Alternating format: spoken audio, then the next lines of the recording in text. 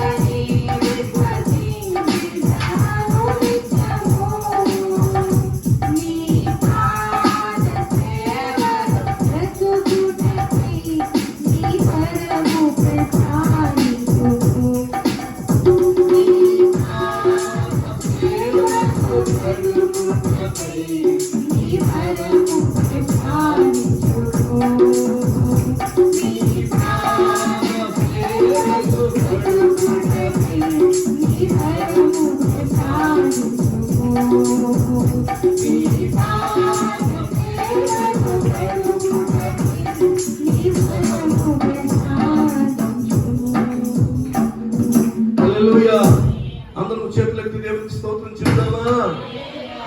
Bible గ్రంథం చెప్తున్న మాట కృతజ్ఞతలు చెప్పాలి దేవుడికి. మనం ఏం చెప్పాలి చెప్పండి? కృతజ్ఞతలు. ఒకప్పుడు మన జీవితాలు ఎలా ఉన్నాయి, ఇప్పుడు ఎలా ఉన్నాయి? యేసు దగ్గరికి వచ్చినప్పుడు ఎలా ఉన్నాయి, ఆయన వెంబడిస్తున్నప్పుడు మన జీవితాలు ఎలా ఉన్నాయో మనం మర్చిపోవద్దు. మన శక్తి కాదు, మన ప్రభావం కాదు, మన బలం కాదు, కేవలం ఆయన కృపే. స్తోత్రం చెప్తారా? ఉదయకాలమున ధ్యానం నిమిత్తం ఆ పరిశుద్ధ గ్రంథం బైబిల్లో నుండి మొదటి దినవృత్తాంతాల గ్రంథం 22వ అధ్యాయం 13వ వచనం.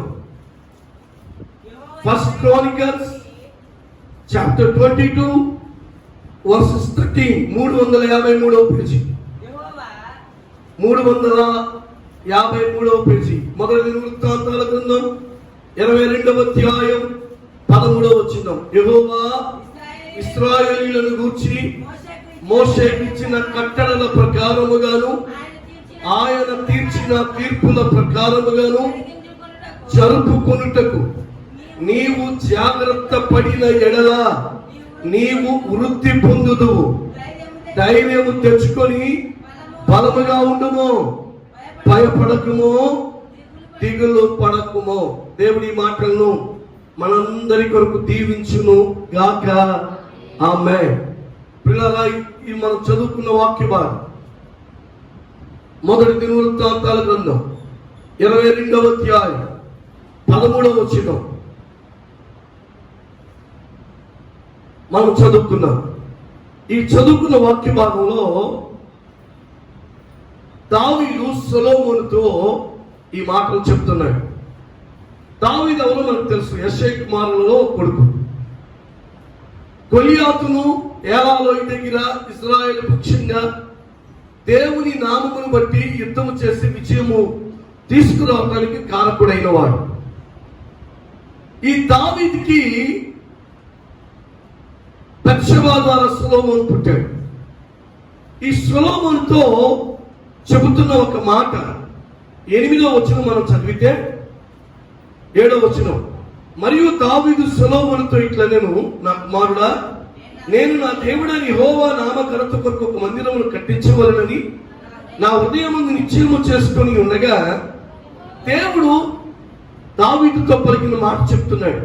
యెహోవా వాక్కు నాకు ప్రత్యక్షమై ఇలాగ సెలవిచ్చాను, నీవు విస్తారముగా రక్తము ఒలికించి గొప్ప యుద్ధములు జరిగించిన వాడవు. నీవు నా నామమునకు మందిరమును కట్టించకూడదు. నా సన్నిధిని విస్తారంగా రక్తము నేల మీద కోర్చితివి. నీకు పుట్టబో ఒక కుమారుడు సమాధానకర్తగా ఉండును. చుట్టూ ఉండు అతని శత్రువులందరినీ నేను తోలివేసి అతనికి సమాధానము కలుగజేతును. అందువలన అతనికి సొలొమోను అని పేరు పెట్టబడును.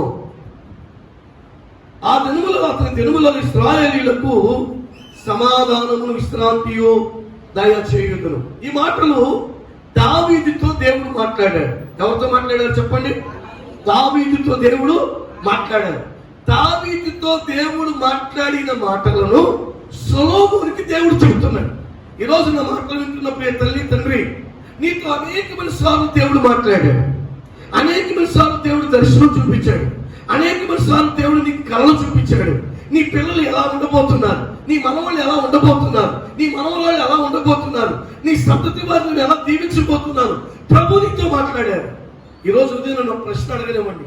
నీ పిల్లల్ని ఎప్పుడైనా కూర్చోబెట్టి దేవుడు నాకు ఇలా మాట్లాడారు, నీ పట్ల కార్యం చేస్తారంట, మీరు జాగ్రత్తగా ఉండండి అని నీ పిల్లలకు నువ్వు చెప్పావా ఎప్పుడైనా?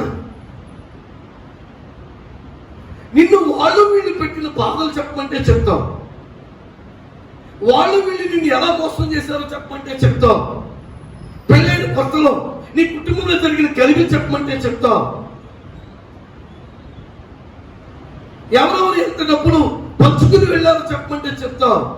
కానీ దేవుడు నిన్ను కాపాడిన కాపుదల, దేవుడు నీతో మాట్లాడిన మాటలు, దేవుడు నిన్ను నడిపించిన నడిపింపు, భయంకరమైన ఇంటిలో పడిన నీ జీవితంలో ఎలా ఆ ఇంటిని చేతించుకుని క్రీస్తు యొక్క నామాన్ని ప్రకటించడానికి, క్రీస్తు గురించి సాక్ష్యం ఇవ్వడానికి, ఆయనకి ప్రార్థన చేసి జయం పొందిన విధానం నీ పిల్లలకు కానీ నీ కుటుంబ సభ్యులకు కానీ ఎప్పుడైనా నువ్వు వివరించావా? దావీదు సొలొమోనుతో ఈ మాట అంటాడు, ఇదిగో నేను మందిని కట్టాలని ఆశపడితే దేవుడు అన్నాడు, నీ చేతులు రక్తాన్ని ఒలికిచ్చా యుద్ధాలు చేసావు కాబట్టి నువ్వు మందిరం కట్టకూడదురా, నీ కడుపులో నుండి పట్టుపోతున్న వాటితో నేను కట్టిస్తానన్నాడు, కాబట్టి నువ్వు సిద్ధపడరా అని చెప్పాడు. ఈరోజు ఆ చెప్పబడిన మాటలలో ఒక మాట మీద నేను మీకు ధ్యాస ఉంచాలని ఆశపడుతున్నాను. 22వ అధ్యాయం 13వ వచనం, 22-11 కూడా చదవండి. నా కుమారుడా, యెహోవా నీకు తోడుగా ఉండును గాక, నీవు వర్ధిల్లి. ఆ మాట అండర్లైన్ చేసుకోండి. మీరు ఏమవ్వాలంట? వర్ధిల్లి. అందరూ చెప్పండి నాతో, వర్ధిల్లి అనండి. నీవు వర్ధిల్లి, నీ దేవుడైన యెహోవా నిన్ను గురించి సెలవిచ్చిన ప్రకారముగా ఆయనకు మందిరము కట్టించుకుంటా. నేను అంటాను, శరీర సంబంధమైన మందిరాల గురించి కాదు, నీ హృదయమే దేవునికి ఆలయం. గుర్తుపెట్టుకో, నీ ఇల్లే ఒక ఆలయం. నేను అంటాను, నీ ఇంటిని పాది దేవుని సన్నిధిలో కూర్చుని ఆరాధించాలి. స్తోత్రం చెప్తారా? నాకు చాలా సంతోషమైన విషయం చెప్పమంటారా?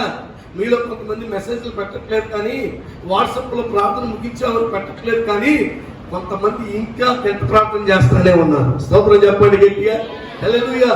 ఏదో వాళ్ళకి ఇష్టం వచ్చిన టైం కాదు, మొదటిలో ఆరంభములో పాస్టర్ గారు అడగగానే ఏ టైం అయితే చెప్పారో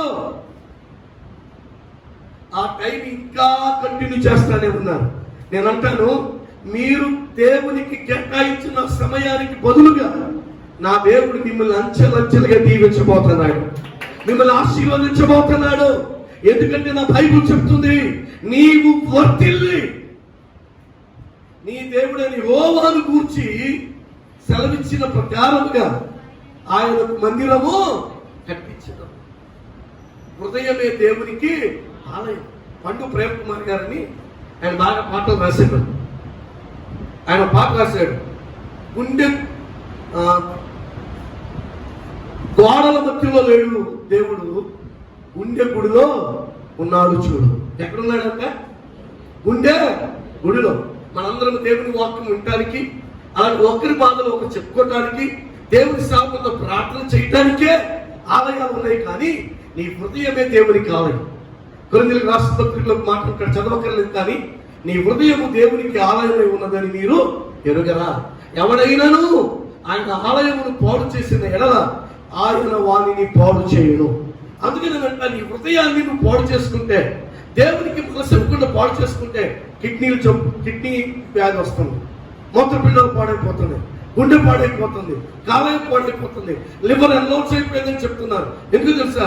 నువ్వు దేవుని హృదయం ఆలయాన్ని పాడు చేస్తున్నావు కాబట్టి. ఈ ఉదయకాలం ఈ సొలొమోనుతో దావీదు చెప్తూ 13వ వచనంలో 3వ లైన్లో ఒక మాట అంటాడు. 13వ వచనం 3వ లైన్, నీవు జాగ్రత్త పడిన ఎడల నీవు వృద్ధి పొందుదువు. ఈరోజు నా అంశం అది. అందరూ నాకు చెప్పండి, నేను కొంచెం సౌండ్ పెంచండి, ఆటలు అవ్వట్లేదు కదా. నేను జాగ్రత్త పడిన ఎడల నేను వృద్ధి పొందుదును. విన్నారా? నువ్వు జాగ్రత్తగా ఉంటే, నువ్వు జాగ్రత్త పడితే నువ్వేమవుతావు చెప్పండి. హలో, చెప్పాలి. వృద్ధి పొందక్కర్లేదండి, నేను వృద్ధి పొందడం నాకు ఇష్టం లేదన్న వాళ్ళందరూ 2 చేతులు స్తోత్రం చెప్పండి. ఓ జాగ్రత్తగా ఉన్నారు. ఈరోజు మనం జాగ్రత్త పడాలి. ఏం పడాలి చెప్పండి? మీలో ఎవరైనా ముందు ఊహించారా? మార్చి 26 నుండి దాదాపు మే నెలాఖరు వరకు పనులేమి ఉన్నావు, ₹1 కూడా నాకు రాదు, నేను కష్టపడలేను అని ఎవరైనా ఊహించారా? ఊహించకుండా ఉన్న పాటున డోర్లన్నీ వేసేశారు, షట్టర్లన్నీ తిప్పేశారు. కానీ అంతకుముందు మీకు ఏమైతే జాగ్రత్త ఉందో దానిని బట్టి గత 3 నెలలు మీ సంసారాలు లాక్కరాగలిగారు. స్తోత్రం చెప్తారా? ఈరోజు ఆత్మ సంబంధంగా కూడా నువ్వేమవ్వాలి తెలుసా? జాగ్రత్త పడ. ఏది మంచిది, ఏది చెడు, ఏది నియమమైన మార్గం, ఏది అక్రమమైన మార్గం, ఏది సరి అయింది, ఏది వ్యతిరేకమైనది, నువ్వు జాగ్రత్తగా ఉండాలి. బైబిల్ చెప్తుంది, నువ్వు జాగ్రత్త పడిన ఎడలా నీవు వృద్ధి పొందుదువు. నువ్వు వృద్ధి పొందడం ఎవరికి ఇష్టమో తెలుసా? ఒకసారి మీ ఆలోచనని ఆదికాండంలోకి తీసుకువెళ్తాను రండి. ఆదికాండం 1వ అధ్యాయం 22వ వచనం. 1:22. దేవుడు మీరు ఫలించి అభివృద్ధి పొంది సముద్ర జలములలో నుండి నిండియుడనియు పక్షుల భూమి మీద విస్తరించిన దాతనియు వాటిని ఆశీర్వదించెను. ఏం చేశాడంటే పశువుల్ని, పక్షులను, ఆకాశంలో ఉన్న వాటన్నింటినీ దేవుడు ఏం చేశాడు చెప్పండి? ఆశీర్వదించాడు. మనుషులను కూడా దేవుడు ఆశీర్వదించాడు. అందుకనే మనం ఎన్ని కోళ్ళు తిన్నా, ఎన్ని చేపలు తిన్నా పుట్టినప్పటి నుంచి తింటానే ఉన్నారు మన ప్రజలు. అవునా కదా? అవి అయిపోయింది. చేపలు ఇవ్వండి అయిపోయింది అంటారు లోకం మీద. పుడతానే ఉన్నాయి, వస్తానే ఉన్నాయి. ఎందుకు? దేవుడు వాటిని ఏం చేశాడు? ఆశీర్వదించాడు. హద్దులు లేకుండా, పరిమితులు లేకుండా ఆశీర్వదించాడు. నేను కూడా ఎలా ఆశీర్వదించాడో చెప్పనా?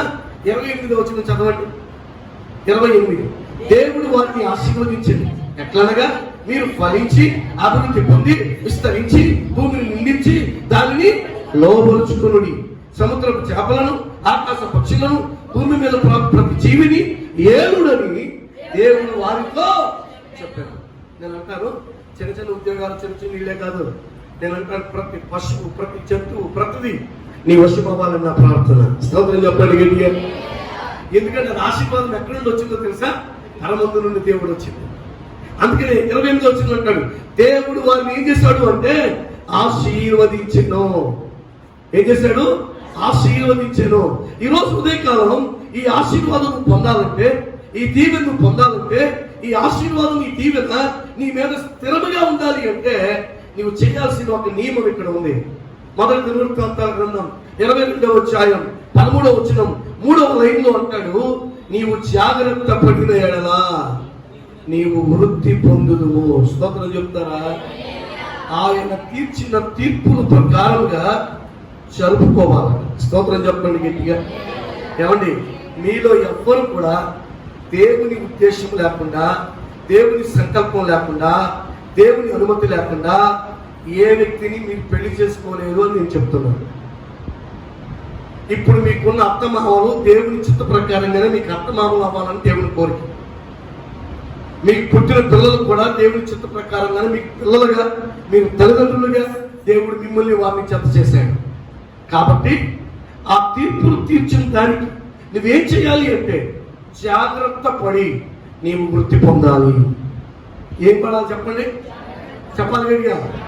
జాగ్రత్త. Be careful. Dog is here అంటారు. కుక్క ఉంది జాగ్రత్త అంటారు. చూసారు ఎప్పుడైనా బోర్డులో? చూడలేదా? చెప్పండి. పొయ్యి ఉంది జాగ్రత్త అన్నా కూడా ఫోన్ మాట్లాడతా హలో అని వెళ్ళిపోయావు అనుకో, ఏమవుతుంది? అప్పుడప్పుడు కొన్ని వీడియోలు చూస్తూ ఉంటాం, ఆ బొమ్మలందరూ పడిపోతాయి. ఆ మురికి కొట్టులో, లేక కాలువలో, కొట్టులో పడిపోతాం. ఈరోజు దేవుడి సేవకులు నేను మీ అందరూ చెప్తున్న మాటలు తెలుసా? దేవుడి మాటలు వింటున్న నీవు నీ జీవితాన్ని జాగ్రత్త పరుచుకో. నువ్వు ఎందులోకి వెళ్తావంటే వృద్ధిలోకి వెళతావు. నీ వ్యాపారం నీతోనే కాదు 10 మందితో కూడా చేయించుకునే కృప దేవుడు నీకు ఇవ్వబోతున్నాడు. నేను అంటాను, దేవుడు నీ పనులను ఆశీర్వదించబోతున్నాడు. దేవుడు నీకున్న ప్రతి జ్ఞానాన్ని దేవుడు విస్తరింపచేయబోతున్నాడు. అది ఎలా అవుతుంది అంటే నీవు జాగ్రత్త పడిన ఏం పడాలి చెప్పండి? నేను అంటాను, దేవుడి పిల్లలమైన మనం దేవుని సేవ చేసే విషయంలో కానీ, పరిచయ విషయంలో కానీ, దేవుని మందిరానికి వచ్చే విషయంలో కానీ జాగ్రత్తగా ఉంటుంది. ఎందుకు తెలుసా? అపవాదికి చోటు ఇవ్వకూడదు. అపవాదికి ఏమి ఇవ్వకూడదు? మీకు నాకు స్వతంత్రత ఉందండి. ఒక మాట చెప్తున్నాను, మీరు నా ముందు ఏదైనా అనండి, నేను బాధపడను. కానీ మీరు నలుగురు ముందు ఆ పాస్టర్ గారు అట్టాగే ప్రార్థన పెడతాడండి, ఆ పాస్టర్ గారు అలాగే చేస్తాడండి, ఆయనకి అసలు భయం లేదండి అని నువ్వు అన్నావు అనుకో, నువ్వేమిచ్చినట్టు ఇతరులకి చెప్పండి, నువ్వు లూజ్ ఇచ్చినట్టు, అవునా కదా? అంతేకాని మీ మీద నాకు కోపం లేదు, మీరు వచ్చిన స్తోత్రం రాకపోయినా స్తోత్రం నేను బాధపడను, నా మీద అలాగే ఇళ్ళలో కూర్చొని తండ్రులు కూడా ఉన్నారు అలాగే ఉంటే ఏమవుతుంది? ఇప్పుడు నేను మా బాబుని రాకేష్ ముందు సుధాకర్ ముందు తిట్టామనుకోండి, అసలు సుధాకర్ పల్లి అడ్వర్టైజ్మెంట్ తీసుకుంటాడు, మీకు తెలుసు లేదు, వెంటనే ఏమంటారు సార్ ఎట్లా నీకంటే నేను 3 నెలల ముందు పుట్టాను మామ చెప్పింది ఎట్లా, ఇప్పటి వరకు శ్యామం రా అని పిలుస్తున్నాడు, అలా ఎందుకు పిలిచేవాళ్ళని అడిగితే ఏమంటాడు తెలుసా రాకేష్ అలానే తిట్టాడు రా, మన ముందు ఎంతరాడు, విన్నారన్నమాట. అదే నాకు వాడి మీద కోపం వచ్చింది, వాడు చేయకూడదు పని చేశాడు అనుకోండి, మా అబ్బాయిని వాడి పక్కకు తీసుకెళ్తా లేనప్పుడు నేను చెప్పి, నాన్న ఇలా చేయకూడదురా, ఇలా చేయకూడదు, నువ్వు రాబోయే దినాల్లో దేవుడిని పిలిస్తే నా తర్వాత నువ్వు సేవకుడు అవ్వాలి, వాళ్ళందరికీ నువ్వే పెళ్లి చేయాలి, వాళ్ళందరి పట్ల నువ్వే ప్రవర్తించాలి, జాగ్రత్తగా చెప్తాను అనుకో. అప్పుడు ఈసారి ఎప్పుడైనా వాళ్ళు పిలిచినప్పుడు ఏమంటారు తెలుసా, రాకేష్ అంటాడు శ్యామనయ్య అంటాడు, సుధాకర్ అంటాడు శ్యాంబాబు. అప్పటికిప్పుడు మార్పు వస్తుందా రాదా? నువ్వు కూడా అన్య జనుల మధ్యలో, దేవునికి తెలవని మధ్యలో నువ్వు ఎంతసేపు దేవుని మధ్యలో కూర్చున్నావు, ఇక్కడ ఏం జరుగుతుంది నీకు తెలుసు, ఇంకెంతసేపు కూర్చోగలవు, దేవుని ప్రశాంతత నువ్వు అనుభవించగలవు, అన్యులు అనుభవించలేరు. వాళ్ళ దగ్గర నువ్వు దేవుని సేవకుని కానీ దేవుని పిల్లలను కానీ దేవుని నీతిని కానీ నువ్వు వాళ్ళ ఎదుట వ్యతిరేకంగా మాట్లాడితే నువ్వు వృద్ధి పొందుతావా? చెప్పండి, వృద్ధిని కోల్పోయేది ఎవరో తెలుసా? నువ్వే. బైబిల్ చెప్తుంది, నీవు జాగ్రత్త పడిన ఎడలా నీవు వృద్ధి పొందుతావు. స్తోత్రం చెప్పండి గట్టిగా. ఏ విషయాల్లో జాగ్రత్త పడాలో, ఏ విషయాల్లో జాగ్రత్త పడితే సఫలీకృతం అవుతామో 3 మాటలు చెప్తాను, కొంచెం జాగ్రత్తగా వినండి. నెంబర్ వన్ కీర్తనల గ్రంథం 1వ కీర్తన 3వ చరణం. 1వ కీర్తన 3వ చరణం. 2 నేను చదువుతున్నాను వినండి. కీర్తనల గ్రంథం 1వ కీర్తన 2, 3 చరణాలు. యెహోవా ధర్మశాస్త్రమునందు ఆనందించుచు దివారాత్రము దానిని ధ్యానించువాడు ధన్యుడు. అతడు నీటి కాలువల యోరను నాటబడినదై ఆకు వాడక తన కాలముందు ఫలమిచ్చు చెట్టు వలె నుండును. అతడు చేయునదంతయు సఫలమగును. స్తోత్రం చెప్పండి గట్టిగా. హల్లెలూయా. నీవు జాగ్రత్త పడిన ఎడల నీవు వృద్ధి పొందుదువు అంటాడు. ఏం జాగ్రత్త పడాలి అని అంటే, దేవుని వాక్యమును చదవటం, దేవుని వాక్యమును ధ్యానించటములో నీవు జాగ్రత్త పడాలి. స్తోత్రం చెప్పండి. అప్పుడు నువ్వేమనుకుంటే జరుగుతుంది. ఏమని నేను అంటాను, కోర్టులో తీర్పు తీర్చలేవు, కానీ దేవుని వాక్యము తీర్పు తీరుస్తుంది. నమ్మితే ఒకసారి గట్టిగా చప్పట్లు కొట్టి ప్రభువుని మహిమపరచండి. నేనంటాను, కోర్టు నీకు తీర్పు తీర్చడం. ఈ రోజు నువ్వు తీర్మానం చేసుకోండి. ఎప్పటి వరకు నువ్వు వాక్యం చదవటానికి టైం లేదేమో, ఈ రోజు నుండి ఒక టైం పెట్టుకుని వాక్యం చదవండి. రోజుకి 2 అధ్యాయాలు చదువుతున్నాడు, వాక్యం చదవండి. వాక్యం చదివే ముందు నువ్వు ఏ సమస్య ఉందని చదువుతున్నావో ఆ సమస్యను దేవుని పాదాలు పెట్టుకుని దేవుని పాదాల యొక్క పెట్టి చదవండి. నేను అంటాను, నువ్వు అనుకున్న నెలలో పూర్తవక ముందే, వాక్యం మొత్తం పూర్తవక ముందే, బైబిల్ ఆదికాండం 1వ అధ్యాయం నుండి ప్రకటన గ్రంథం 22వ అధ్యాయము నువ్వు చదవటం పూర్తవక ముందే ఎవరైతే నీకు వ్యతిరేకంగా ఉన్నారో వారే మన ఆస్తి మనం పంచుకుందాం, నీది నీకు ఇస్తాను, నీది నువ్వు అనుభవించు అనేటట్లుగా ప్రభు చేయునుగాక. ఎలా తెలుసా? నీవు దేవుని వాక్యమును ధ్యానించినప్పుడు, దేవుని వాక్యానుసారంగా వెళ్ళినప్పుడు, దేవుని వాక్యానుసారంగా నడిచినప్పుడు ఆకు వాడక తన కాలమందు ఫలమిచ్చు చెట్టు వలె నుండును. అతడు చేయునదంతయు. ఆమేన్. విన్నారా? నువ్వు చేసేది సఫలం అవ్వాలంటే, సఫలీకృతమైన జీవితానికి నువ్వు రావాలి అంటే, నువ్వు జాగ్రత్త పడిన వృత్తిలోనికి రావాలి అంటే దేవుని వాక్యాన్ని ధ్యానించు. చెప్పు, అబద్ధం ఆడకుండా చెప్పండి. నిన్న ఎంతమంది దేవుని వాక్యం చదివారు? దేవుని మిమ్మల్ని దీవించుడుగా. మెక్డానల్డ్స్ చదువురానా? వాట్సాప్ చదివారా? ఆలు ఇల్లు పెట్టి చదివారా? నేను అంటాను మొబైల్ ఫోన్ ఉందండి కదా, అందులో బైబిల్ యాప్ కూడా ఉంది, ఉందా లేదా? మీరు ఎక్కడ కూర్చున్నా అక్కడ, ఎక్కడ డ్యూటీ చేస్తున్నా అక్కడ, ఎక్కడ ప్రయాణం చేస్తున్నా అక్కడ వాక్యం చదవండి. 119వ కీర్తనలో అంటాడు, నీ వాక్యము నా పాదములకు దీపము, నా త్రోవకు వెలుగు. నీ వాక్యములను బ్రతికించను, నా బాధలో నెమ్మది కలిగించను. నీ వాక్యమే నన్ను ఉన్నత స్థితికి తీసుకెళ్ళేది. స్తోత్రం చెప్తారా? నేను మీ అబ్బర్లో గొప్పని కాదు, మీ అందరికంటే లీస్ట్.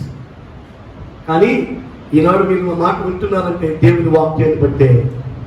నేను అంటే నీ పిల్లలు కూడా దేవుని వాక్యం బోధించడానికి సిద్ధపరచండి. నీ పిల్లల సేవకు సమర్పించండి. నీ పిల్లలను దేవునికి అంకితం చేయండి. నేను అంటాను, కొవ్వొత్తు తను కరిగిపోతున్నా ఇతరులకు ఏమిస్తుంది? అది వెలుగునిస్తుంది. ఈరోజు నీ పిల్లలు అలా అవుదురు గాక, నీ కుటుంబం అలా అవుదురు గాక, నీ జీవితాలు అలా అవును గాక.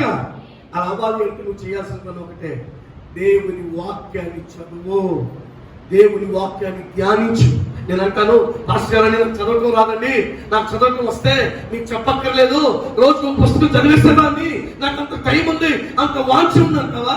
ఈరోజు హియరింగ్ బైబిల్ అని వచ్చింది, వినే బైబుల్. ఏ బైబుల్ అంట? వినే బైబుల్. మీరు యాప్ స్టోర్లోకి వెళ్ళి, మీకున్న మొబైల్ స్టోర్లోకి వెళ్ళి మీరు అక్కడ క్లిక్ చేస్తే, కొడితే, టైప్ చేస్తే మీ మొబైల్లో వినే బైబిల్ వచ్చేస్తారు. దాన్ని మీరు ఇన్స్టాల్ చేసుకుని ఇయర్ ఫోన్స్ పెట్టుకుని ఎలాగైతే ఆ పార్టీ పట్టు పడతారు, ఎలా ఎగురుతారో ఆడవాళ్ళు కూడా ఎగురుతున్నారు ఈ మధ్యలో. అలాగే దేవుని వాక్యం మీరు వినండి. విన్నప్పుడు ఏమవుతుందో తెలుసా? మీలో ఉన్న అపవిత్రత పోతే, కుళ్ళు పోతే, కామకత్వం పోతే, నేను అంటే ఇతరులను చూసి అసూయపడేది పోతే, అందరూ చేయలేదు కానీ అన్నీ నాకే కావాలి, నన్నే తెచ్చుకోవాలి, నన్నే గర్వపరచాలి అనే ఒక ఈర్ష్యాత్మ, కుళ్ళాత్మ, అసూయాత్మ, అది కూడా మిమ్మల్ని విడిచి వెళ్ళిపోతాయి. స్తోత్రం చెప్తారా? అందుకే దేవుని వాక్యాన్ని ధ్యానించాలి.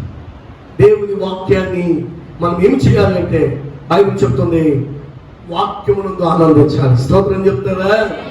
మిమ్మల్ని అందరూ బట్టి ఉదయకాలం ప్రభుని స్తోత్రిస్తున్నాను. ఎందుకు తెలుసా? మీరు చాలా మంది 6:20 కల్లా వచ్చేసారు. 6:20 కల్లా చాలా ఆనందం అనిపించింది. ఎందుకంటే దేవుడిని మనసులో పెట్టిన భారమును బట్టి, ఆ ప్రేమను బట్టి నేను ప్రభుని స్తుతిస్తున్నాను. వాక్యము చదివితే ఏమొస్తుందో తెలుసా? ఆ వాక్యం ఏం చేస్తుందో తెలుసా? మిమ్మల్ని, మీ జీవితాన్ని ఎలా కడుతుందో తెలుసా? యెషయా గ్రంథంలోకి రండి ఒకసారి. యెషయా గ్రంథం 8వ అధ్యాయం 398వ పేజీ, ముందు వైపు 398. యెషయా గ్రంథం 8వ అధ్యాయం 18వ వచనం.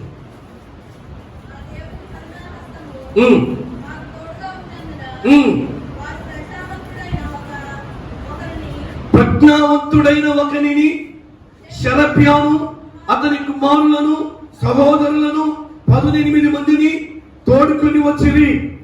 22వ వచనం, 23వ వచనం. మేలు కలుగ చేయుటకై ఆయనను ఆశ్రయించు వారందరికీ మా దేవుని హస్తము మాకు తోడుగా ఉండును గాని, ఆయన హస్తమును, ఆయన ఉగ్రతయు ఆయనను విసర్జించు వారందరి మీదకి వచ్చునని మేము రాజుతో చెప్పి ఉంటిమి కనుక, మార్గమందున్న శత్రువుల విషయమై మాకు సహాయం చేయనట్లు కాల్పలమును రౌతులను రాజునంత కావాలని మనవి చేయటకు సిగ్గు నాకు తోచెను. విన్నారా? ఎట్లా అంటాడు ఇక్కడ? దేవుని వాక్యాన్ని నేను ధ్యానించాను. ఎట్లాకు పేరుంది, ప్రవీణ్యత కలిగిన శాస్త్రం. దేవుని వాక్యం మీద జ్ఞానం ఉన్నవాడు, పట్టున్నవాడు, తెలివి ఉన్నవాడు, పుత్తున్నవాడు. 7వ అధ్యాయం 12వ వచనం మాట. 7వ అధ్యాయం 12. రాజైన ప్రశస్త ఆకాశమందలి దేవుని ధర్మశాస్త్రమందు శాస్త్రీయు యాజకుడు లేని యెషయాకు క్షేమము మొదలగు మాటలు రాసి ఇలాగో సెలవిచ్చింది. ఈరోజు నేను ఒక చిన్న ప్రశ్న అడుగుతాను. మీలో ఎవరైనా సరే ఛాలెంజ్ చేస్తున్నారు,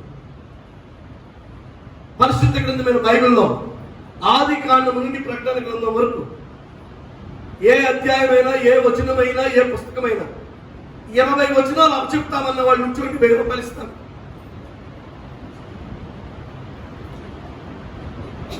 మా కుటుంబం కాకుండా బయట ఉన్న వాళ్ళకి వెళ్ళి లోపల ఉన్న వాళ్ళకి 20 వచనాలు చెప్పండి చాలు. ఈరోజు ఉదయం ఆఫర్ 1000 రూపాయలు.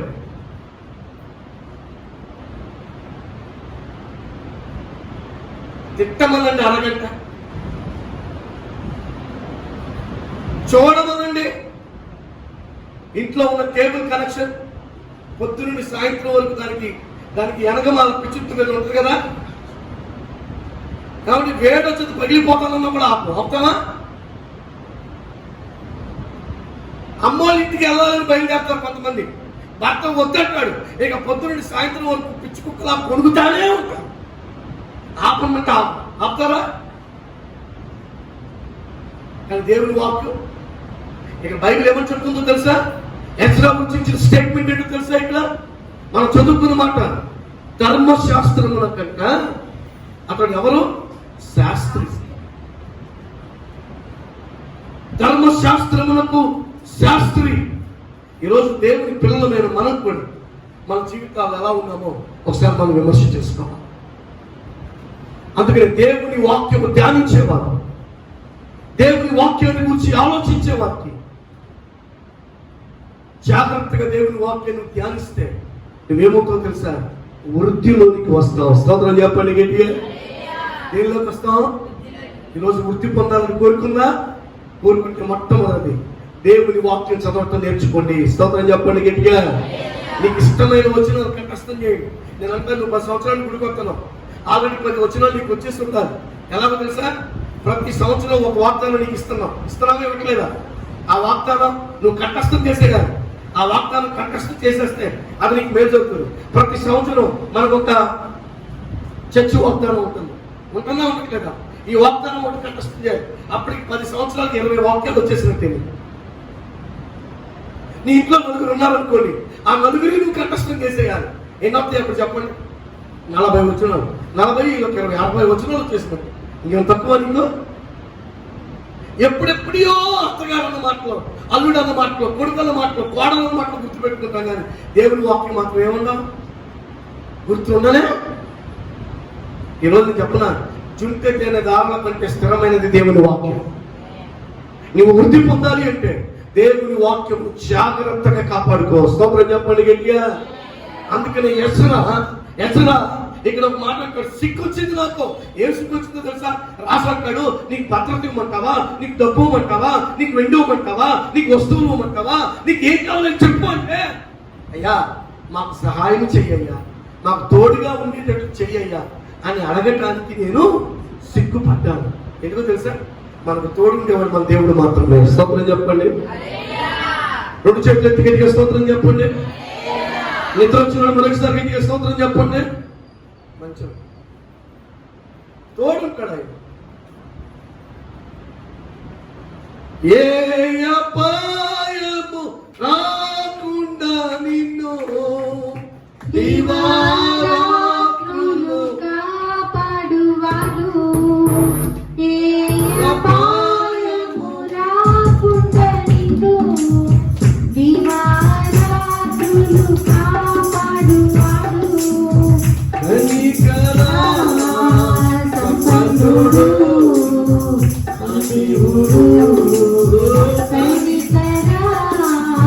సంపన్నుడు నా దేవుడు. దేవుని యందు నిరీక్షణ ఉంచి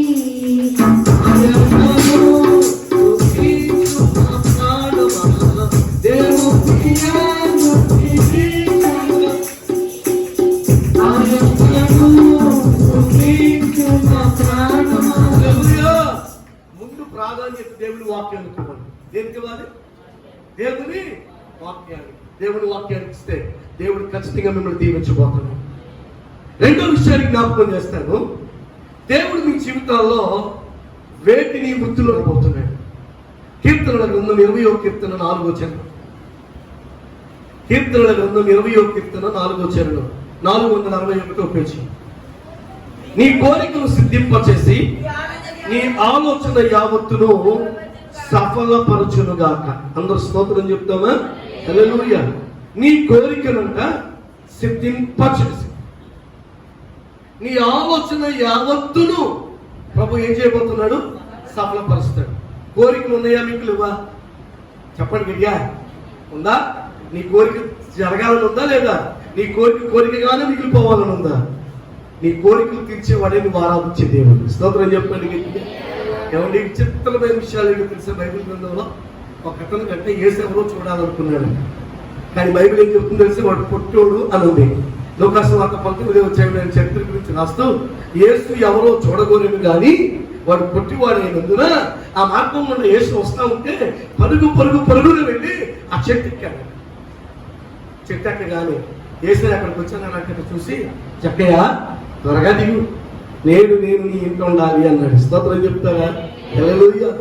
ఈరోజు నీ కోరికలు ప్రభు తీర్చిపోతున్నాడు. స్తోత్రం చెప్పండి గట్టిగా. మీ కోరికలు ఉన్నాయా లేవా?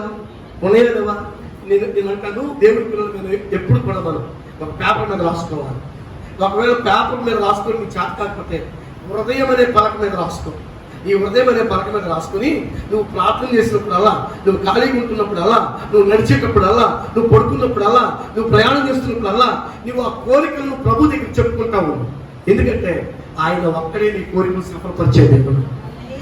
ఆయనకొక్కడికే ఆధిపత్యం ఉంది, ఆయనకొక్కడికే అధికారం ఉంది.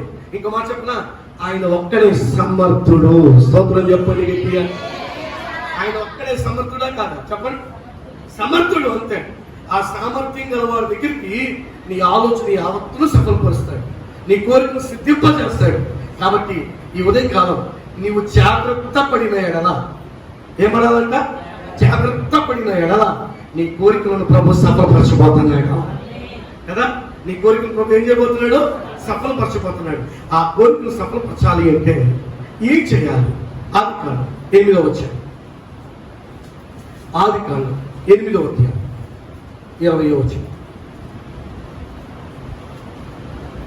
8:20.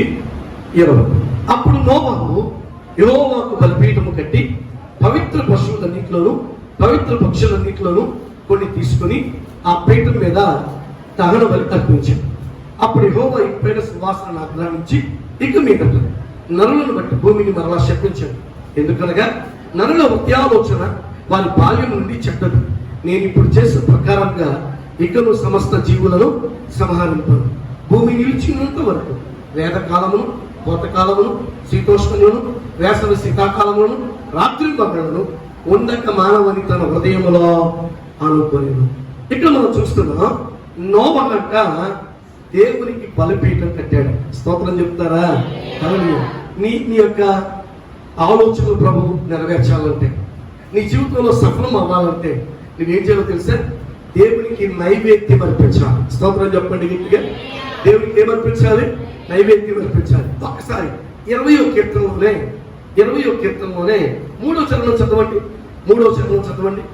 ఆయన నీ నైవేద్యములన్నింటినీ జ్ఞాపకము చేసుకును గాక, నీ దహన బలులను అంగీకరించును గాక. విన్నారా? నీ దహన బలులను ఏం చేస్తాడు? ఆయన అంగీకరిస్తాడు. నీ నైవేద్యంలో ఏం చేస్తాడు?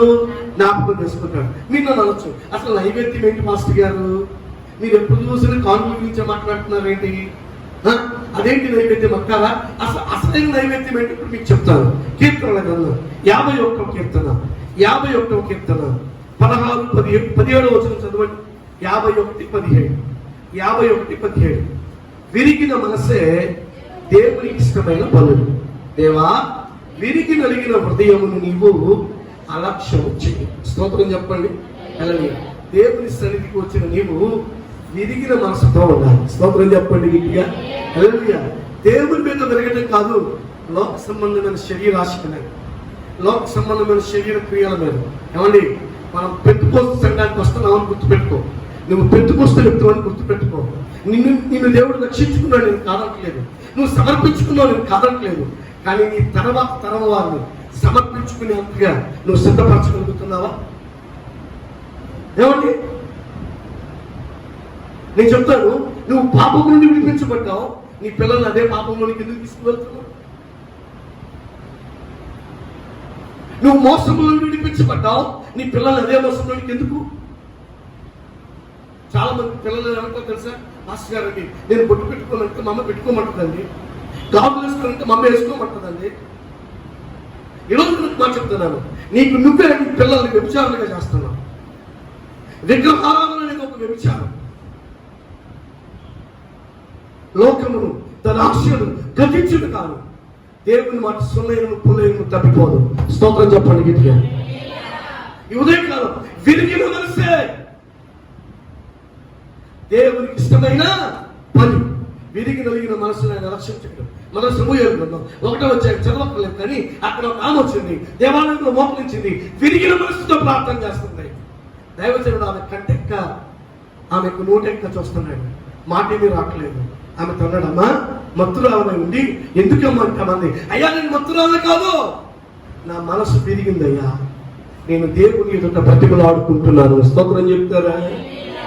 ఈరోజు నువ్వు నైవేద్యం అనిపించడానికి వచ్చావు, ఏడు ఇక్కడ కూర్చొని ప్రార్థన చేస్తూ వెళ్ళు. ఏంటి నా కొడుకు సంగతి, ఏంటి నా కూతురు సంగతి, ఏంటి నా యజమాని సంగతి, ఏంటి నా భార్య సంగతి, ఏంటి నా అల్లుడి సంగతి, ఏంటి నా కోడల సంగతి, ఏంటి నా కుటుంబ పరిస్థితి, ఏంటి ఆర్థిక పరమైన ఇబ్బందులు, ఏంటి కుటుంబ జీవితం. నేను చాతకాంతరంగా నా పిల్లల్ని పెంచాను, ప్లీజ్ నాకు సహాయం చేయమని అడుగు. నా ప్రభు ఈ ఉదయకాలం నీ మనసును బట్టి అద్భుతాలు చేయను గాక, ఆశ్చర్యమైన కార్యాలు చేయను గాక. నేను చాలాసార్లు చెప్పాను, జరిగిన ఒక సంఘటన ఒక విషయంలో నేను చెప్పి ముందుకు వెళ్ళిపోతాను. 3వ విషయం, ఒక తల్లిగారు ఉన్నారు, ఆమె ఏదో పని చేసుకుంటుంది, వాడు ఆయన క్షేత్రుతాడు. దేవుడు వారిని ప్రేమించి ఒక చక్కటి అమ్మాయిని ఇచ్చాడు. ఆ అమ్మాయి పుట్టడం అందంగా పుట్టింది. అందరూ నాకు అసలు నీకు పుట్టిందేనా, హాస్పిటల్ ఎత్తుకొచ్చావా అన్నారు. లేదు, నేను 9 మాసాలు మోసాను, నాకు పుట్టిన పిల్లే అన్నారు. ఆ పిల్లలకి బాగా అల్లారి ముద్దుగా పెంచారు. పనులు చేయడానికి, పనులు చేసేటప్పుడు ఈ తల్లి తీసుకెళ్ళేది. ఆ పనులు ఎవరెల్లో చేస్తున్న వాళ్ళు ఏం చేశారంటే ఈ అమ్మాయిని ఎత్తుకుని ఆడిచ్చేవాడు. ఈ అమ్మాయి రంగు ఎర్రగా ఉంటాం, చక్కగా ఉంటాం, జుట్టు బాగుంటాం చూసి వాళ్ళ ఇళ్లలో కొంచెం ఈ అమ్మాయిని పెంచుకోవడం కూడా చేశారు. ఉదయం సాయంత్రం వరకు ఐళ్ళలో పనిచేశారు కాబట్టి ఒక ఇంట్లో నుండి చక్కగా పెరిగారు.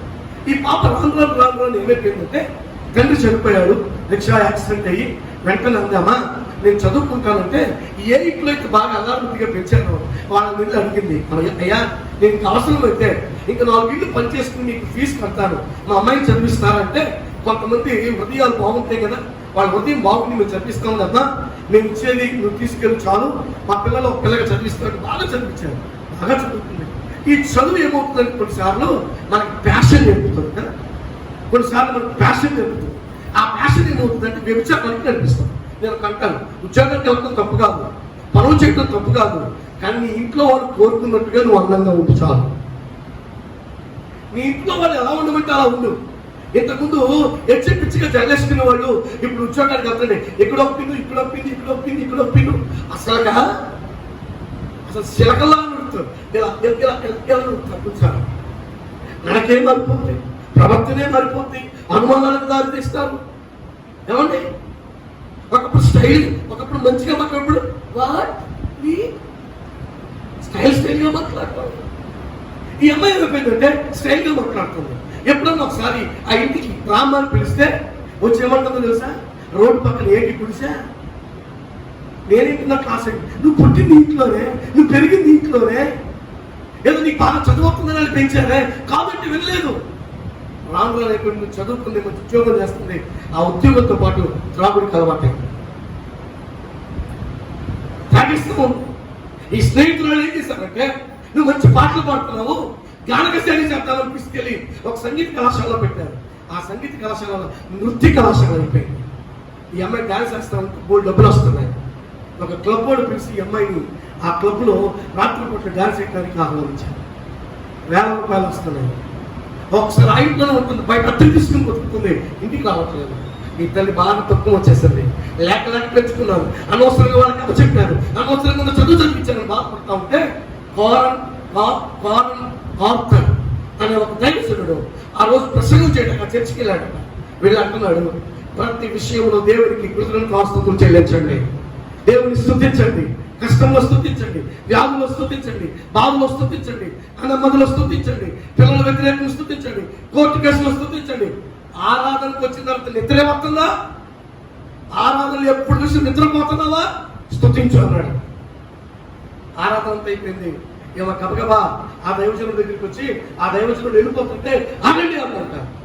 అయ్యా అన్నింటిలో స్తుతించమన్నావు, నేను ఒక ప్రశ్న అడుగుతున్నాను, లేక నాకు కూతురు పుట్టింది, ఆ తర్వాత నా భర్త చనిపోయాడు, ఒక ఇంట్లో పనిచేస్తుంటే వాళ్ళు పెంచారు, నా కూతురు మంచి అందగత్తే, నాకు పుట్టింది అనుకోరు ఎవరు, కానీ ఇప్పుడు ఆ అమ్మాయి MBA చదివింది, ఉద్యోగం చేస్తే 35,000 వస్తున్నాయి, ₹1 ఇవ్వదయ్యా. నేను పాస్ పని చేసుకుని ఇగో ఏళ్ళని తినేసని, ఈ కాళ్ళని తినేసని నా మొత్తం తెల అయిపోయింది, చర్మం అంతా చీకిపోయింది. కానీ నా కూతురు త్రాగేసి వ్యభిచారానికి లోనైపోయి జీవితం అమ్మేసుకుందయ్యా. నా కూతుర్ని ప్రభు రక్షిస్తాడా? నా కూతుర్ని ప్రభు కాపాడుతాడా? నా కూతురికి నేను చేసే ప్రార్థన దేవుడు వింటాడా? వెంటనే మాట్లాడినాడు, అమ్మా నీకు టైం ఉందా? ఉంది. రామ్మ మోకరించారు, పేపర్ తీసుకున్నారు. ఆమె పేరు, ఆమె వయసు, ఆమె చేసి చెట్టుకున్నారు, ఆమెలో ఉంచుకున్నారు, పెట్టి ప్రార్థన చేయడం ప్రారంభించారు. పలానా పేరు కాబట్టి స్తోత్రం, ఇన్ని సంవత్సరాలు కాబట్టి స్తోత్రం. ఈ త్రాగుతుంది, వ్యభిచారం చేస్తుంది, జోదం చేస్తుంది, గోల్డ్ పెంచేసి తల్లిని రక్కేస్తుంది, కొట్టేస్తుంది, కుట్టేస్తుంది. ఆ పలావు బిర్యానీ తెచ్చుకుని తిన్న తర్వాత మిగిలితే తల్లి మొత్తాన్ని ఇసిరేస్తుంది. ఇవన్నిటిని బట్టి ప్రభుని స్తుతించారంట. జరిగిన విషయం తెలుసా? 5 నిమిషాలు స్తుతించగానే ఎన్నో నెలల నుండి ఉన్న భారం అంతా కింద దిగిపోయింది తల్లికి. వెంటనే అమ్మా ఎలా ఉంది అయ్యారు? హ్యాపీగా ఉంది అయ్యారు అందే. అయ్యగారు వెళ్ళిపోయాడు. ఆమె ఇంటికి వచ్చింది. ఇంటికి వచ్చేప్పటికి ఆమె కొరకు ఎదురు చూస్తుంది. ఎందుకు తెలుసా? ఉదయం ఇళ్లలో పని చేసింది సత్యంలో. ఆ సత్యంలో బాగా లూజ్ అయిపోయింది, సత్తి పడిపోయింది. నీళ్ళు పోసుకుని ఉల్లిపాయ పెట్టుకుని తింటుంది. ఈ అన్నం ఇచ్చినందుకు నీకు స్తోత్రం ప్రభువా, ఈ అన్నం లేని వాళ్ళందుకు స్తోత్రం అవుతుంది. ఆ పూరి గుడిసె రోడ్డు పక్కన ఉన్న గుడిసె దగ్గరికి ఒక ఆటో వచ్చి ఆగిందంట. పియో కొడుతూ ఆటో డ్రైవర్ అంటున్నాడంట, ఈ గుడిసెలో ఎవరున్నారు?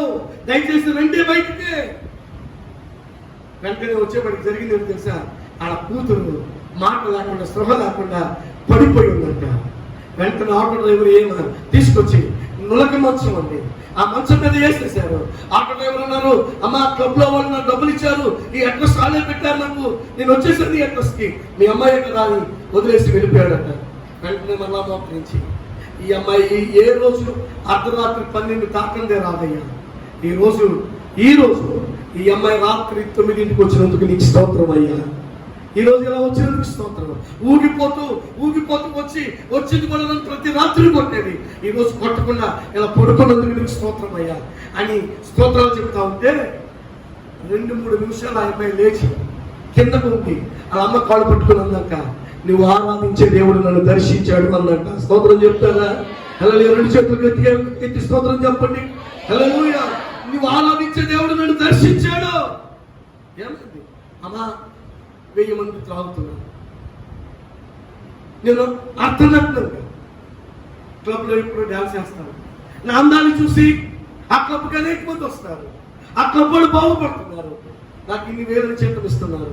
నేను డ్యాన్స్ వేస్తా ఉంటే ఎవరో ఒక ఆయన ఒక నల్ల పుస్తకం పట్టుకొని తెల్ల ప్యాంటు చొక్కా వేసుకుని వచ్చి నా ముందుకు వచ్చి ఇలా ఏలు పెట్టి యేసు నిన్ను ప్రేమిస్తున్నాడు అని చెప్పాడమ్మా. ఆ మాట చెప్పి వెళ్ళిపోయాడు ఆయన. కానీ ఆ మాట నా హృదయంలో, నా గుండెల్లో, నా చెవుల్లో వినబడతా ఉంది. నేను ఉన్న పట్ల గొప్ప కూలిపోయాను. గొప్ప కూలినప్పుడు ఏం జరిగిందో కాదు, నన్ను తీసుకొచ్చి ఇక్కడ పడేశారు. ఇప్పుడు నేను చూస్తాను ఏం జరిగింది అని తర్వాత అడిగితే చెప్పిన మాట తెలుసా? ఒక దైవచనుడు ఒక క్లబ్ రోడ్డు మీద వెళ్తున్నాడట. వెళ్తా ఉంటే దేవుడు ఆత్మ చెప్తుంది, క్లబ్లోకి వెళ్ళి ఒక అమ్మాయి డ్యాన్స్ చేస్తా ఉంది. ఆ అమ్మాయికి యేసుని ప్రేమిస్తున్నానని చెప్పండి. అయ్యా నేను వెళ్తే యోసేపు గారు నుంచి చూస్తాను, దుర్గారావు గారు చూస్తారేమో, జగన్మోహన్ గారు చూస్తారేమో, ఇంకా కొంతమంది చూసి అయ్యో భాస్కర్ వెళ్తాడు అంటాడేమో. ఏంటయ్యా అంటే ప్రభు ఇలా ఎలా పోతుంది గుట్టాగుంటిపోతా వస్తే పంజరం లాగా. వెంటనే వెళ్ళాడు, చెప్పాడు, వచ్చేసాడు. ఆ మాట ఏం చేస్తుందో తెలుసా? బతికించింది. మరుసటి రోజు తల్లితో అంటుంది, రేపు ఆదివారం కదా, లేదు 2 గుడికి ఏదో పని చేసి నేను బతికిస్తాను, నువ్వు ఇంట్లోనే ఉన్నీకి రావద్దు. స్తోత్రం చెప్తారా? నువ్వు ఏ పనికి వెళ్ళొద్దు. చీకిపోయిన నీ చేతులు చెరకం, నా కొరకు బాధపడి నీ బాధలు చాలిక. ఎందుకంటే ఒక వ్యక్తిని మార్చేది ఏంటో తెలుసా? నీ నైవేద్యం. స్తోత్రం చెప్పండి. దేవునికి నైవేద్యం ఎంత పెడతారు? ఇంతే. నువ్వు దేవునికి కృతజ్ఞత చెప్పవు, స్తోత్రాలు చెప్పవు, స్తుతించు దేవుణ్ణి, హృదయపూర్వకంగా స్తుతించు. నేను అంటాను, నీ కొరకు దేవుడు కొత్త ఉద్యోగాలు పుట్టించబోతున్నాడు, నీ కొరకు కొత్త జాబులు దేవుడు ఇవ్వబోతున్నాడు, నీ కొరకు గొప్ప కార్యాలు చేయబోతున్నాడు. అందుకని అంటాడు, నీవు జాగ్రత్త పడిన ఎడల నీవు వృద్ధి పొందుదువు. ఏం పడాలి చెప్పండి? ఏం పడాలి? జాగ్రత్త పడాలి. ఏ జాగ్రత్త పడాలి? వాక్యము చదవడానికి జాగ్రత్త పడాలి. అప్పుడు నువ్వు చేయలేదంటూ ఏమవుతుంది? సఫలమవుతుంది. రెండోది, దేవునికి నైవేద్యం. నైవేద్యం అంటే ప్రార్థన. ప్రార్థన చేయడానికి సఫలం అవ్వాలి. ఈరోజు ఉదయమే లేచి అబద్ధం ఆడకుండా అందరు కూర్చొని బయట పెట్టుకో. నాకు డౌట్ ఏంది మీద పట్టుకున్నారా? ఎడకి ఇప్పుడు నేను అడిగిన సమాధానం చెప్పాలి. ఉదయమే లేకపోగానే ఒక్క నిమిషం అన్నా మోకాలు అండేసి, లేకపోతే మోకాలు అండే లేకపోతే నుంచునైనా నేను ప్రార్థన చేసి వచ్చానన్న వాళ్ళు ఎడచేయట్లేదు.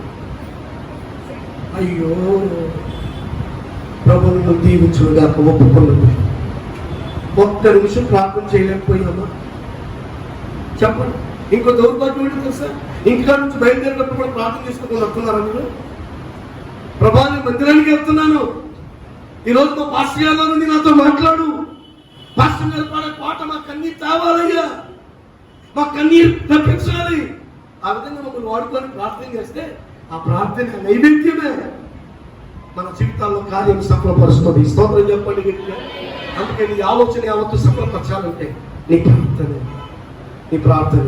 మూడో మాట చెప్పేసి నేను ప్రార్థన చేసేస్తాను. దయచేసి టైం అయిపోయింది, ఒక 5 నిమిషాలు. యెషయా గ్రంథం 26వ అధ్యాయం 12వ వచనం. 26:12.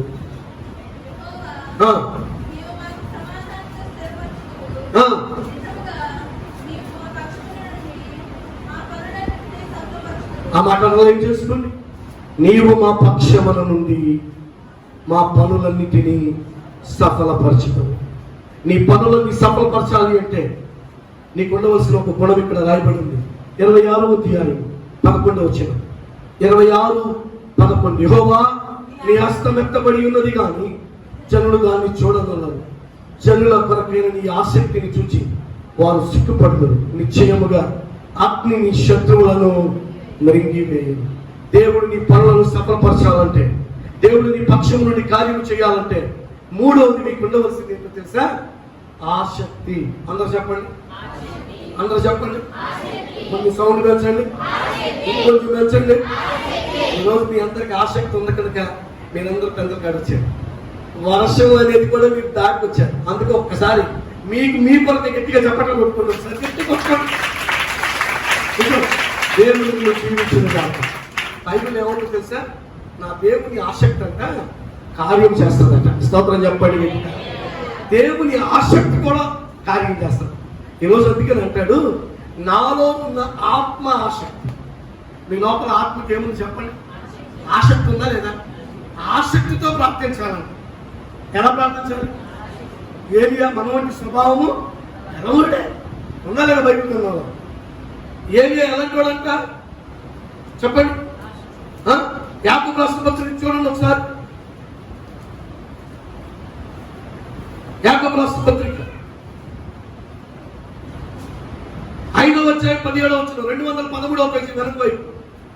213వ పేజీ.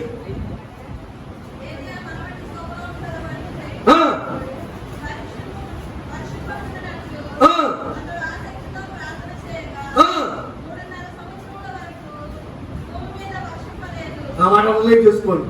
ఆసక్తితో. 5వ అధ్యాయం 17వ వచనం అమ్మ. 5:17. 213వ పేజీ. యాకోబు రాసిన పత్రిక 5:17. ఆసక్తితో. దేనితో? ఏమండి ఎవరిని అడగద్దు. అసలు మీ ఇంట్లో వాళ్ళు కూడా మీరు అడగద్దు. నన్ను ప్రేమించు, నాకు చూడు, నాకు ఇవ్వాలి అడగద్దు. వచ్చి వాళ్ళతో చేసే పక్క బైబిల్ ఉందా? దేవుడు ఉన్నాడు. నీ మోచపు పొలం ఊడిపోకుండా ఉన్నాయా? ఊడిపోయిందియా? చెప్పరేంటి? ఉన్నాయా? ఉంటే మోకాళ్ళే మోకాళ్ళు వేసి 2 చేతులు ఎత్తి ప్రార్థన చేయి. నేను అంటాను, వారు తిరగక ముందే నువ్వు కోరుకునేది నీ కాళ్ళ కాడికి వచ్చి దేవుడు పడేస్తాడు. ఎందుకంటే ఆసక్తితో ఏం చేయాలి? చెప్పండి గట్టిగా. ఆసక్తితో ప్రార్థన చేయి. బైబిల్ చెప్తుంది, మా పక్షము నుండి మా పనులన్నిటినీ ఏం చేస్తాడు ఆయన? సఫలపరుస్తాడు, పరచడా?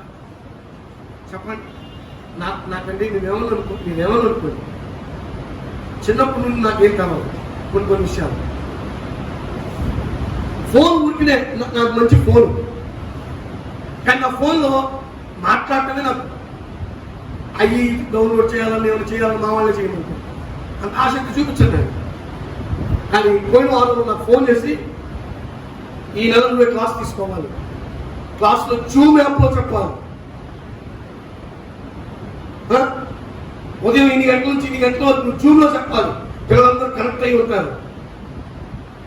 నాకు ఎంత భయం వేసిందంటే ఒక్కొక్కరిని నేను ఎలా స్వాధీనపరుచుకుంటాను, ఎలా నా మాటలు వాళ్ళకి అర్థమవుతాయి. వారు కాదు, వాళ్ళ ఇంట్లో ఉన్న వాళ్ళు కూడా వింటారు, వాళ్ళతో ఉన్న పాస్టర్ గారు కూడా వింటారు.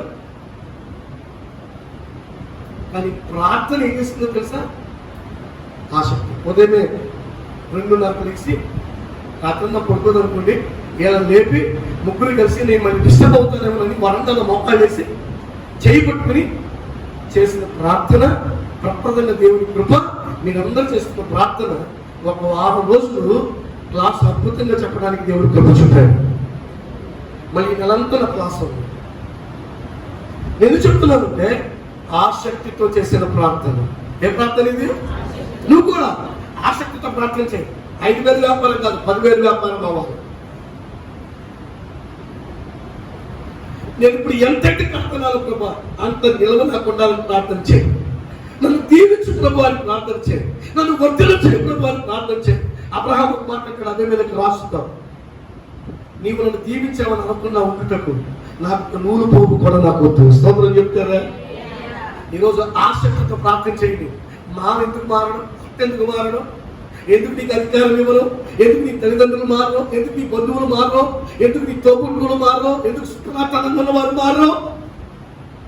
ఆసక్తి గల కార్యం ప్రభు చేయునుగాక. ఒక చిన్న మాట చెప్పేసి దీనికి వివరించేసి నేను ప్రార్థన చేస్తాను. నాలో ఉన్న ఆత్మ ఆసక్తితో నిన్ను ఆశ్రయించుచున్నది అంటాడు కదా భక్తుడు. చూద్దాం, యెషయా మొదటి రాజుల గ్రంథం 3వ అధ్యాయం. మొదటి రాజుల గ్రంథం అయిపోయింది. 3వ అధ్యాయం 6వ వచనం. 3వ అధ్యాయము 6వ వచనం. సొలొమోను ఇలాగ మనం చేశాను, నీ దాసులను నా తండ్రి అయిన దావీదు నీ దృష్టికి అనుకూలంగా సత్యమును నీతిని అనుసరించి యథార్థమైన మనసు గలవాడై ప్రవర్తించను కనుక నీ మాత్రం ఎడల పరిపూర్ణ కటాక్ష మొగపరచి ఈ దినమున ఉన్నట్లుగా తన సింహాసనం మీద కుమారుని కూర్చుండబెట్టి అతని యందు మహాకృపను చూపి ఉన్నావు. స్తోత్రం చెప్తారా? హల్లెలూయా. ఆసక్తి కలిగి మనం చేయాలి. ఇక్కడ సొలొమోను దేవుని సన్నిధిలో ప్రార్థన చేస్తాడు. అయ్యా, నా తండ్రికి చెప్పినట్లుగా నీతిని అనుసరించినట్లుగా నేను కూడా అనుసరించే కృప నాకు దయచేయి. చూడండి, 13వ వచనం నేను చదువుతున్నాను. మొత్తం చదవడానికి టైం లేదు, కానీ మీరు ఇంటికంగా చదవండి. నీవు ఐశ్వర్యమును ఘనతను ఇమ్మని అడగకపోయినను నేను వాటిని కూడా నీకు ఇచ్చుచున్నాను. అందువలన నీ దినములన్నిటిలోను రాజులలో నీ వంటి వాడు ఒక్కడైనను ఉండడు. స్తోత్రం చెప్తారా? నువ్వు ఆసక్తితో ప్రార్థన చేస్తే నీ కొడుకుని నీ కూతుర్ని మించిన వాళ్ళు ఎవరు ఉండరు, నీ కుటుంబాన్ని మించిన వాళ్ళు ఎవరు ఉండరు, నీలాగా కష్టపడే వాళ్ళు ఎవరు ఉండరు. స్తోత్రం చెప్తారా? హల్లెలూయా. నీ ఆసక్తితో ప్రార్థన చేయి. ఏం చేయాలి చెప్పండి? ఆసక్తితో. అందుకంటాడు, మా పక్షము నుండి మా పనులన్నిటినీ సఫలపరచుచున్నాను. ఈ ఉదయకాలని చెప్పనా, ఈ రోగం కూడా మనకి అంటకుండా ఉండాలంటే అంటిన వారి మధ్యలో మనం ఒకవేళ వెళ్ళవలసిన పరిస్థితి వచ్చినా వాళ్ళు చెప్పరు కదా, నాకు అంటింది అని చెప్తారు. ఎవరన్నా బేత కడతారు కదా, కట్టడం. అయినా అలాంటి వాళ్ళు వచ్చిన మనకు కంటకుండా దేవుని భద్రత, దేవుని కాపుదల, దేవుని నెమ్మది, దేవుని సమాధానం మనకు ఉండాలి అంటే దేవుని పని విషయంలో ఆసక్తిగా ఉందా? స్తోత్రం చెప్తారా? ఎలా ఉందో చెప్పండి. ఆసక్తి. అమ్మో, శనివారం ఆదివారం నేను మందిరం మానకూడదు, ఇదిగో నాకు నియమించబడిన గంట ప్రాంతం నేను మానకూడదు, నేను గంట ప్రాంతం ఏర్పాటు చేసుకుంటే మానకూడదు అని మనం చాలా మంది. ఏంటమ్మా రాలేదంటే రోగం ఉంటుంది ఏమోదని. ఏమంటుందండి చెప్పండి? అంటే ఈ రేపు పర్లాం వెళ్ళేటప్పుడు కూడా అట్లాగే దేవుడు అంటాడు, నువ్వు ఇప్పుడే వద్దులేమ్మా, అక్కడ అంతా బాగున్న తర్వాత నీ మనవరాలు ఎత్తుకుని వద్దు, అక్కడే ఉండు. పనులకు వెళ్తున్నారు, రోగాల మధ్యలో ఉంటున్నారు, అన్నింటికుంటున్నారు. కానీ గుడికి వచ్చేవాడికి ఏమవుతుందంట? గుడి అంతా భాస్కర్ ప్రార్థన చెప్తాడు. ఒకళ్ళంతా అందరికీ చెప్తాడుగా, నాకే ఒకరికి చేయడం చెప్తాడు, అందరికీ చేయవచ్చు. ఈరోజు జాగ్రత్త. అందుకనే మొదటి దినవృత్తాంతాల గ్రంథం 22:13 నీవు జాగ్రత్త పడిన ఎడల నీవు వృత్తి పొందుతూ. స్తోత్రం చెప్పండి. ఈరోజు అటువంటి కృపను సమాధానం దేవుడు మనకిచ్చి 3 కార్యాలు నెరవేర్చును గాక. ఆమె. ఒకసారి ఇటున్న వాళ్ళకి తిరగండి, అటున్న వాళ్ళకి తిరగండి. ఒకసారి తిరిగి ఇలా దండం పెట్టి ఇలా వందనాలు చెప్పి నువ్వు జాగ్రత్త పడితే నువ్వు వృద్ధి పొందుతావు అని చెప్పండి. సేకరించుకోవద్దు. నువ్వు జాగ్రత్త పడి నువ్వు వృద్ధి పొందుతావు. చెప్పారా చెప్పారా చెప్పారా? హృదయపూర్వకంగా చెప్పారా చెప్పలేరా? ఇటోళ్ళు చెప్పచ్చు, ఇటోళ్ళు చెప్పచ్చు, ఇటోళ్ళు చెప్పచ్చు, అటోళ్ళు చెప్పచ్చు. హృదయపూర్వకంగా మరొకసారి చెప్పండి, మరొకసారి చెప్పండి. నువ్వు జాగ్రత్త పడి నేను వృద్ధి పొందుతావు. నువ్వు జాగ్రత్త పడి నేను వృద్ధి పొందుతావు. నువ్వు జాగ్రత్త పడి నేను వృద్ధి పొందుతావు. నువ్వు జాగ్రత్త పడి వృద్ధి పొందుతావు. నువ్వు జాగ్రత్త పడి నేను వృద్ధి పొందుతావు. జాగ్రత్త పడి వృద్ధి పొందుతావు. స్తోత్రం చెప్పండి. నిజం. దేవుని పని విషయం ఎలా ఉందో, మనం వాక్యం చదవటం ఎలా ఉందో, ప్రార్థన చేయడం ఎలా ఉందో, ఆసక్తి చెప్పడం ఎలా ఉందో, మూడు మొక్కలేనా? ఇంకెక్కువ ఉందా చెప్పండి. వాక్యం చదవటానికి జాగ్రత్తగా చదువు. పొద్దున్న లాగా ఎలా పెడతా బైబిల్ ముట్టుకోదాకా స్నానం చేసి పరిశుద్ధ గ్రంథాన్ని చక్కగా కూర్చొని చదువు. నేను అంటాను, ఈ గ్రంథమే నేను పైకి తీసుకెళ్తాను. అంటే తనలోకని కదా నీ స్థితిగతులు మార్చేస్తాను. చిన్న ప్రార్థన, నీకు ఎక్కువ ప్రార్థన రాకపోవచ్చు, ఆ చిన్న ప్రార్థనే నీ జీవితంలో అద్భుతం చేసేస్తుంది. నేను చెప్తున్నా, దేవుడికి వచ్చిన ఆసక్తి తెల్లారి ఎప్పుడు అవుతుందా, ఆదివారం ఎప్పుడు స్తోత్రాలు చెప్తాడా, ఎప్పుడు గుడికి వెళ్ళాలా, ఎప్పుడు తలుపు తీయాలా, ఎప్పుడు ఓడవాలా, ఎప్పుడు కడగాలా అని ఆసక్తిగా ఉందో. నేనంటా నీ ఇంట్లో ఉన్న మహిళని దేవుడు కడిగేస్తాడు, నీ ఇంట్లో ఉన్న పథకాలను కడిగేస్తాడు. నేనంటా దేవుడు ఏ కొత్త ఉద్యోగం నీకు ఇవ్వాలని ఆసక్తి చూపుతాడు. అటు కృప పొందుతాం. దేవుడు మిమ్మల్ని అందరినీ దీవించి ఆశీర్వదించును గాక. మోకరించండి, ప్రార్థించండి. మమ్మల్ని మిగిలిగా ప్రేమించిన మా పరమ తండ్రి, ఈ శ్రేష్టమైన పాలన పొందున్నాను. ఈ ఉదయం నీ కృపకి వార్చని బట్టి నువ్వు చెప్పమన్న మాట చెప్పాను. నువ్వు జాగ్రత్త పడిన ఎడల వృద్ధి పొందుతావు. నిజమే, మా జీవితంలో మేము లోక సంబంధమైన డబ్బు కోసం, ఆరోగ్యం కోసం, పరపతి కోసం, అందచందాల కోసం జాగ్రత్త పడతాం. దేవా, ఒక అమ్మాయిని ఒక అబ్బాయికి ఇచ్చి పెళ్లి చేయాలంటే 10 సంబంధాలు చూస్తామయ్యా. వాళ్ళ పుట్టుపూర్వోత్తరాలు, వాళ్ళ ఇల్లు వాకిలు ఎలా ఉన్నాయి, ఒంటరిగా ఉన్నారా, ఆరోగ్యంగా ఉన్నారా, మచ్చలు ఉన్నాయా లేవా, అయ్యా ఎలా ఉంది మొక్కు అని చూస్తాం. అయితే మా ఆత్మీయ జీవితంలో కూడా నీ దగ్గరికి రావాలంటే, నీతో సంఘోషం చేయాలంటే, నువ్వు ఇచ్చే మేలు పొందాలి అంటే ఈరోజు మేము జాగ్రత్త పడి అయ్యా వృత్తి పొందడానికి కావాల్సిన కృపను మాకేమడు. నువ్వు మాట్లాడిన మాటలు బట్టి స్తోత్రం. మా కోరికలు సఫలపరిచే దేవుడు నీకు స్తోత్రం నాయన. నిజంగా నీ వాక్యము ధ్యానించడం ద్వారా మా కోరిక సఫలపరచబడుతుంది. మేము నైవేద్యం అర్పించడం ద్వారా మా కోరికలు సఫలపరుస్తాం. మా ఆసక్తిని బట్టి మా పట్ల కార్యం సఫలపరుస్తాం. అటువంటి కృపను మాకు ఇచ్చి నడిపించండి. వాక్యం వినవారు దీవించండి. అలాగే యూట్యూబ్ ద్వారా, అయ్యా ఫేస్బుక్ ద్వారా ఈ వాక్యం విని వాక్య ప్రకారం జీవించాలని ఇష్టపడుతున్న ప్రతి ఒక్కరి మీద నీ దీవెన వచ్చును గాక, నీ ఆశీర్వాదం వచ్చును గాక, వారు దీవించబడును గాక. ఈ నెలలో ఎవరికి ఏ లోటు లేకుండా ఉండును గాక. మీరే దీవించి ఆశీర్వదించి మహిమతో నింపి వాడుకున్నాను. యేసు దివ్య నామమున అడుగుచున్నాము తండ్రి, ఆమేన్, ఆమేన్, ఆమేన్. కూర్చుందాం. ఈ సమయంలో ఒక పాట పాడుతూ ఉన్నాడు.